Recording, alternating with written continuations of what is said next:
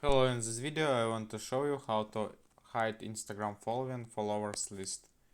First you need to open the Instagram app on your phone, and here you can see the home page of Instagram, and then go to the profile page, and here click on the three lines on the top right corner, and here find the setting and privacy. Then scroll down and you can do your account private, and then go to the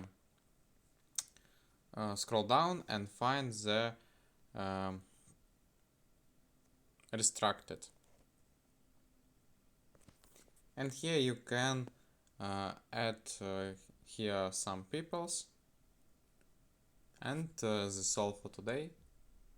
Goodbye.